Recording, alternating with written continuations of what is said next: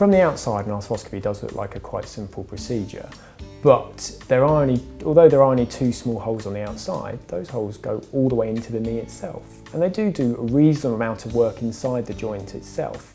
So you will get a lot of swelling from this actual surgery itself. So the main aim is to try and reduce that swelling by taking it easy for the first few days.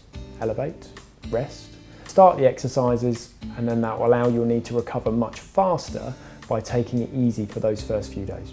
We usually tell patients that the only restrictions on them after a straightforward arthroscopy are to keep it dry for 48 hours, shouldn't dry for 48 hours, but after that, pretty much can do what you like. So take it easy for the first few days and your recovery will be all the more successful.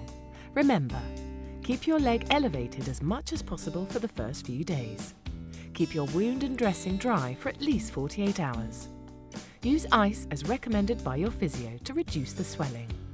And do not dry for at least 48 hours. I've met quite a few patients who think that it's quite an easy procedure and do too much to start off with. Once that swelling builds up, it's much harder to shift it. So prevention is definitely better than the cure. So by trying to slow down the amount of swelling that accumulates, you're certainly going to speed up your whole recovery process. Obviously, everyone's aiming for a successful recovery from your very first days at home. But sometimes things don't go as planned. You should be aware of these warning signs.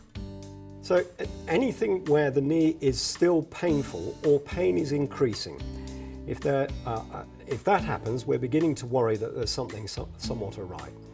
If the knee is swollen, hot, red, tender, the patient feels what we call systemically unwell. They feel fevery, as if they've got a cold or something and shivery.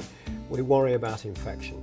So it's really increasing swelling, increasing pain, increasing redness, and feeling unwell.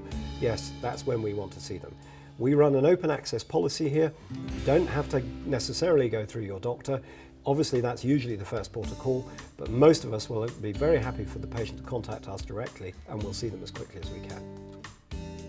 Contact details for the medical team can be found in the help section of the website.